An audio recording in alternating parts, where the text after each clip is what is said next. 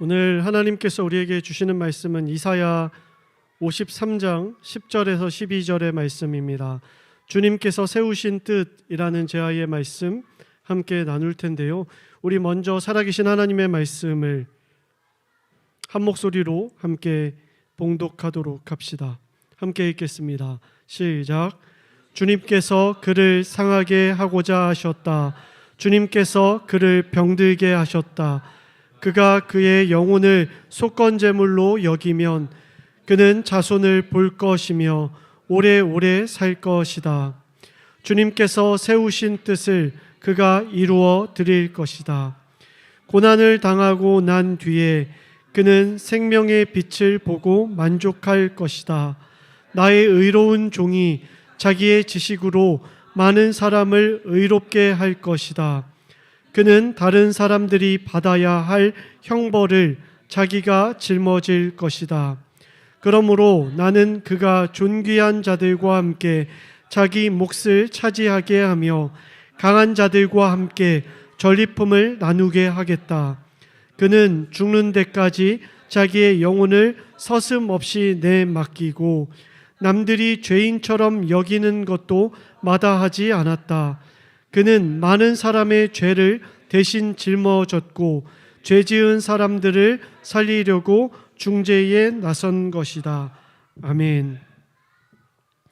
우리는 지난주부터 하나님의 정의에 대해서 이사야서 말씀을 통해 살펴보고 있습니다. 정의는 하나님의 창조 질서였습니다. 혼돈과 공허와 어둠 가운데 하나님은 정의로 말씀하셨습니다. 빛이 있으라.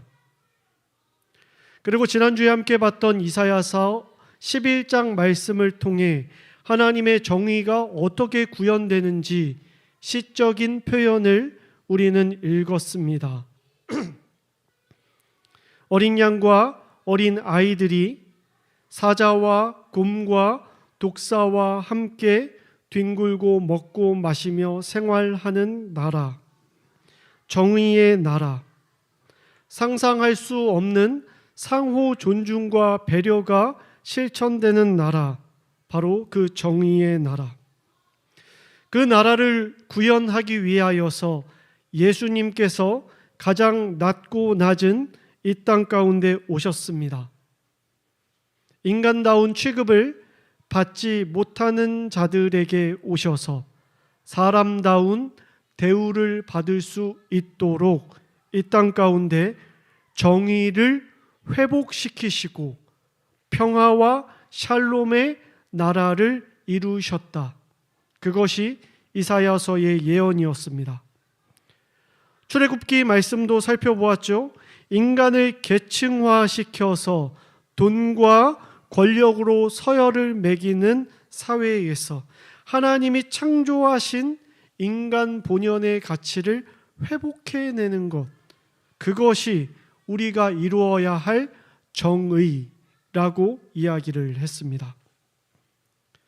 여러분, 우리는 지난 한 주 큰 사건을 겪으며 민주주의라는 단어를 수없이 듣고 또 우리의 입으로 고백했지요. 백성에게 주권이 있다. 맞습니다. 그러나 저와 여러분은 그 이상을 구현하고 부르짖어야 할 줄로 믿습니다. 바로 모든 주권이 하나님께 있다. 그래서 그 하나님이 사랑하시는 모든 백성은 존귀히 여김받아야 마땅하다. 이것이 민주주의의 상위 개념인 우리가 추구해야 할 하나님 나라의 개념이다. 여러분, 오늘 말씀 이사야 53장 1절은 이렇게 말하죠. 우리가 들은 것을 누가 믿었느냐? 주님의 능력이 누구에게 나타났느냐? 여러분, 주님의 능력의 주체는 주님이시고 그 회복, 정의 구현의 근원은 하나님의 능력으로부터 시작된다. 개역 개정판에서 조금 더 성경 원어의 의미를 잘 표현하죠. 여호와의 팔에 의하여서, 하나님의 주권에 의하여서 정의는 회복되어질 것이다. 출애굽기에 자주 나타나는 표현입니다. 여호와의 팔. 정의가 무너진 세상 가운데 임하여서 두 가지 일을 할 것이다. 바로 구원과 심판을 행하실 것이다. 여러분, 출애굽기 말씀을 볼까요? 그들은, 이집트의 권력자들은 더욱 혹독하게 부렸다. 이집트 사람들이 흙을 이겨 벽돌을 만드는 일이나 밭일과 같은 온갖 고된 일로 이스라엘 자손을 괴롭힘으로 그들의 일은 매우 힘들었다. 괴롭힘 가운데 힘들고 혹독하게 부림받았던 고통 가운데 있었던 이스라엘 백성들, 하나님께서는 구원하셨죠. 그리고 출애굽, 출이집트, 이집트에서 나와 홍해를 건너게 하셨어요. 그런데 거기서 끝이 아니죠. 이스라엘 사람들을 구원하시고 이집트 백성들을 심판치셨습니다. 10가지 재앙을 내리시고 홍해로 덮어버리셨어요. 말씀을 볼까요? 바로 그날 주님께서 이스라엘을 이집트 사람의 손아귀에서 구원하셨고, 이스라엘은 바닷가에 널려있는 이집트 사람들의 죽음을 보게 되었다. 하나님의 손, 하나님의 능력이 심판하셨다라는 거죠. 여러분, 이스라엘은 이집트뿐만 아니라 바벨론의 포로 생활도 하게 됩니다. 그때에도 하나님의 능력, 여호와의 손은 이스라엘을 구원하고 바벨로니아를 심판합니다. 누구를 통하여서요? 페르시아의 고레스라는 왕을 통하여서 주님께서 예언하신 대로 고레스의 마음을 감동시켜서 이스라엘을 구원하시고 바벨로니아를 처단하십니다. 비록 그가 이스라엘 사람은 아니었지만 하나님께서는 구원과 해방 그리고 심판의 역사를 고레스를 통하여 이루어 가셨습니다. 여러분, 굵직한 두 개의 역사를 살펴보았습니다. 그런데 이스라엘의 역사책들을 살펴보면, 특별히 사사기를 보면 하나님께서는 힘과 지혜를 가진 하나님의 사람들을 사용하셔서 이 구원과 심판, 여호와의 손의 역할을 감당하게 하십니다. 모세가 그랬고요, 고레스가 그랬고요, 사사기를 보십시오. 삼손과 입다와 기드온이 그랬습니다. 뿐만 아니라 다니엘도 그 역할을 감당했죠. 우리의 신앙도 그래서인지 하나님 앞에 창조적인 지도자, 그 소수를 기다립니다. 민족의 지도자, 신앙의 영도자, 하나님의 능력, 하나님의 손이 임한 세상을 구원할 수 있는 그 누군가 뛰어난 지도자를 기다린다고요. 여러분, 이스라엘 백성들, 고대 로마 사회에 있던 제자들은 안 그랬을까요? 그들도 마찬가지였습니다. 예수 그리스도께서 부활하시고 난 후에 사도행전 1장에서 제자들은 이야기하죠. 주님께서 이스라엘에게 하나님의 나라를 되찾아 주실 때가 바로 지금입니까? 그 로마의 권력에서부터 이 이스라엘을 구원하실 때와 시가 지금입니까? 여러분, 당연한 인간적인 사고예요. 역사는 그렇게 흘러왔으니까요. 어떤 히어로를 통하여 구원하는 것이 인간의 역사, 정의 구현은 그렇게 이루어져 왔으니까요. 그런데 아까 보았던 이사야 53장 1절 말씀을 다시 볼까요? 우리가 들은 것, 그 주님의 능력의 이야기, 누가 믿었느냐? 무슨 말입니까? 믿기 어렵다, 믿지 않았다. 믿기 힘든 구원자, 믿기 어려운 그리스도가 이 땅 가운데 올 것이다. 주님의 능력을 드러내는 그 사람이 우리가 봤던 이들과 다른 존재일 것이다. 그런 구원자들이 아니다. 그가 누구냐? 그는 멸시받고 버림받고 고통받고 병을 앓고 있는 자다. 사람들이 얼굴을 돌렸고 대중들이 외면했고, 그래서 우리조차도 귀하게 여기지 않았던 그 존재를 통하여서 구원의 역사가 펼쳐질 것이다. 놀랄 일이죠. 믿을 수 없는 일이죠. 근데 여기서 멈추지 않습니다. 우리가 놀랄 한 가지 소식이 더 있습니다. 그 사람이 멸시당하고 고통당하고 아픔당하고 병을 앓았던 이유가 누구 때문이냐? 주님께서 그를 상하게 하셨다. 주님께서 그를 병들게 하셨다. 그 사람이 게으르고 나태해서 후져진 게 아니라고요. 개인의 어떤 무지함과 타고난 DNA 때문에 그렇게 상하고 병든 게 아니라고요. 그가 그렇게 된 것은 주님께서 그를 그렇게 시키셨다고요. 여기서 우리는 정의가 왜곡되는 것을 마주하게 됩니다. 부정의한 하나님을 직면하게 된다고요. 왜 하나님께서는 그를 그렇게 하셨을까? 왜? 그 해법이 오늘 말씀에 한 단어로 드러납니다. 바로 속건제물, 그것이 주님이 세우신 뜻이다. 속건제물.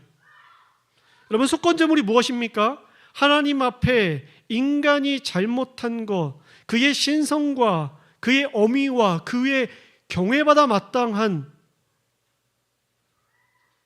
그 위엄, 그 이름 가운데 시건방지게 나아갔던 인간의 역사, 그것을 보상하기 위하여서 드리는 제물, 그것이 속건제물이죠. 타락한 이스라엘은 계속 그렇게 살았습니다.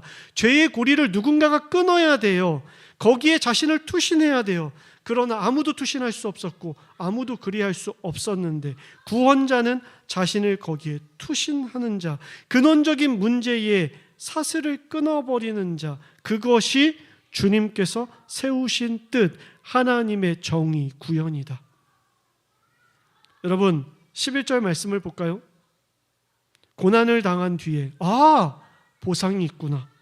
그는 생명의 빛을 보고 만족할 것이다. 생명의 빛 무엇입니까? 기대하게 되지요. 어떤 보상이 주어질까요? 한 20억 정도 주는 걸까요? 아니면 어떤 좋은 자리를 나를 위해서 마련해 둔 것일까요? 그 보상은요, 11절에 적혀져 있습니다. 자신의 지식으로, 자신의 투신으로 많은 사람을 의롭게 하는 것. 여러분, 의롭게 하는 게 무엇입니까? 하나님과의 관계를 다시 사랑의 관계로 회복시키는 것, 온전하게 하는 것, 그것이 생명의 빛이에요. 구원한 자의 보상이라고요. 여러분, 이사야서가 적혀질 시기에 여러분들이 모르는 한 가지 사실이 있습니다. 오늘 기독교인들은요, 예수님께서 말씀하셔서 부활의 신앙이 있었잖아요. 그런데 당시의 대중들에게는요, 부활의 신앙이 보편적인 것이 아니었어요. 잘 몰랐다고요. 이 땅에서 손양원 선교사님이 죽으실 때 우리의 많은 순교자들이 그래도 사후에 대한 기대치가 있었잖아요. 이들에게는 그것이 희미했다고요. 정확하지가 않았다고요. 그런데도 그 부활의 보상이 없었는데도 이사야서에 적혀질 시기에 그 사람들은 그것을 모름에도 불구하고 누가 그 생명의 빛을 발할 수 있을까요? 고민에 빠집니다. 이 개인주의 사회가 만연한 이 땅 가운데, 이 시대 가운데 이 이사야의 말이, 선포가 설득력이 있냐고요. 타인의 회복, 타인의 평화가 나의 보상으로 주어지기 때문에 내가 거기에 투신할 수 있는가? 그 정의, 누가 설득이 되겠냐는 거죠. 저도 안 돼요. 한 20번 하면 한 번 정도 정의감으로 할 수 있겠는데 19번은 못하는 것이 인간의 현존 아닙니까? 그 효능감이 없잖아요, 신앙에 대해서. 지난주에 말씀을 읽다가 묵상할 때 11장 10절 말씀에서 제가 한 부분에, 한 구절에 꽂혔습니다. 그날이 오면 하나님의 평화의 정의가 구현돼서 평화가 펼쳐지는 그날이 오면, 그날이 온다면, 이 문구를 묵상하다가 시문의 시가 생각이 났습니다. 그날이 오면. 일제강점기에 나라를 잃은 이 시인은 노래를 하죠. 이렇게 노래를 합니다. 그날이 오면 나는 밤하늘에 나는 까마귀와 같이 종로의 인경을 머리로 들이받아 울리오리다. 두개골은 깨져서 산산조각이 나도 기뻐서 죽사움에 오히려 무슨 한이 남으오리까. 여러분, 더 격한 표현도 있죠. 그날이 오면 드는 칼로 이 몸의 가죽을 벗겨서 커다란 북을 만들고 들쳐매고는 여러분의 행렬의 앞장을 서리라. 이 시를 읽다가 번뜩 생각이 들었어요. 시인은 왜 두개골이 부서지고 가죽이 벗겨지더라도 그날을 사모했을까? 왜냐하면 자유와 해방, 이 보상이 다른 사람들에게 주어지는 거죠. 나로 인하여 그 해방의 소식이 널리 종소리로 울리고 북소리로 울려 퍼지겠죠. 그러나 그 자유와 해방이 그뿐만 아니라 나에게도 주어지기 때문에, 그에게만 정의가 구현되는 것이 아니라 내 안에도 정의가 구현되기 때문에, 고난받는 메시아, 고난받는 그리스도, 고난받는 그리스도인, 그에게도 자유와 평화가 주어지기 때문에. 베드로전서 2장 21절에서 베드로는 이야기합니다. 바로 이것을 위하여 여러분은 부르심을 받았습니다. 그리스도께서는 여러분을 위하여 고난을 당하심으로써 여러분이 자기의 발자취를 따르게 하시려고 여러분에게 본을 남겨 놓으셨습니다. 여러분, 그 고난받는 메시아를, 그 예수 그리스도를 따라서 우리도 정의의 길을 간다. 여러분, 보상이 무엇입니까? 그 길을 걸어갈 때 다른 사람들이 하나님의 정의로 회복되는 것.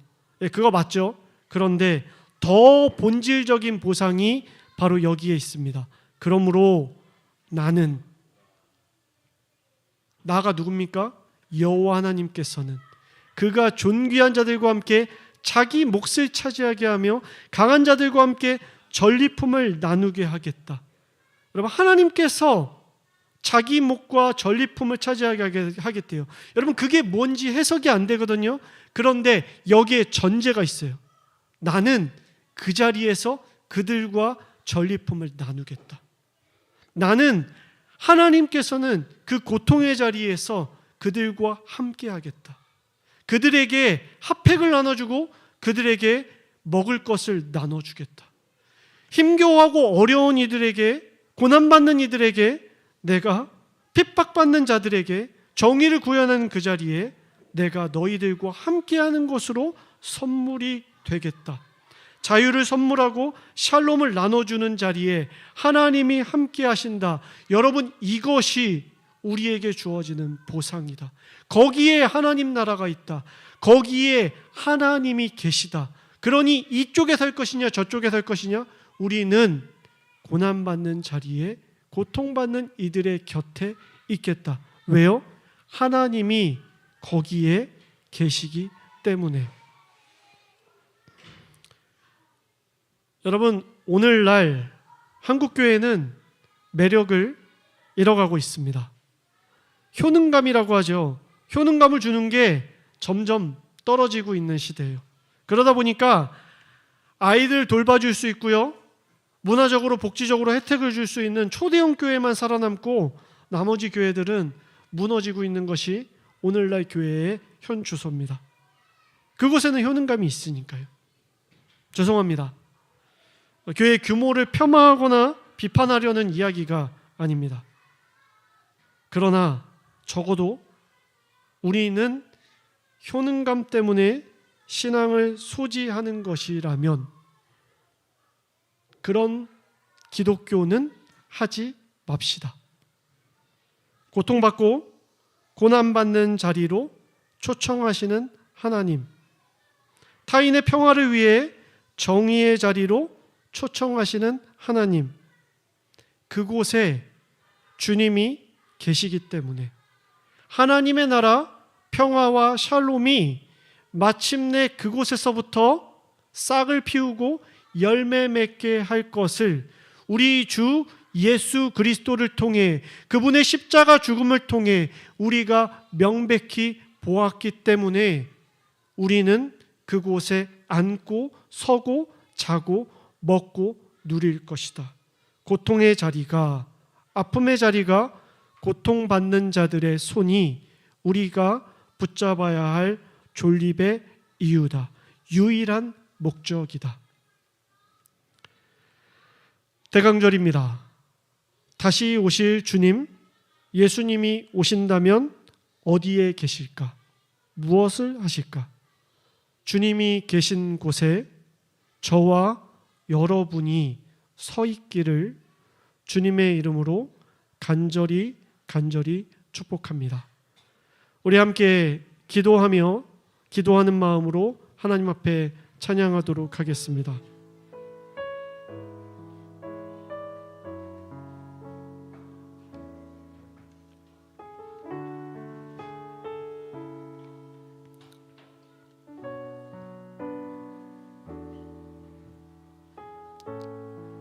개신교의 기독교의 효능감, 왜 봉사하고 왜 주일의 시간과 물질을 나누는가?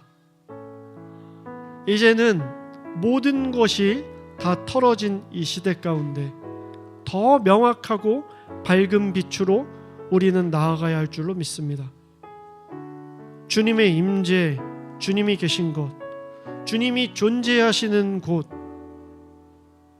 그곳에 정의가 있고 그곳에 평화가 있는 줄로 믿음으로 우리는 주님의 임재, 그걸로 충분하다고 노래하도록 합시다. 함께 찬양하겠습니다.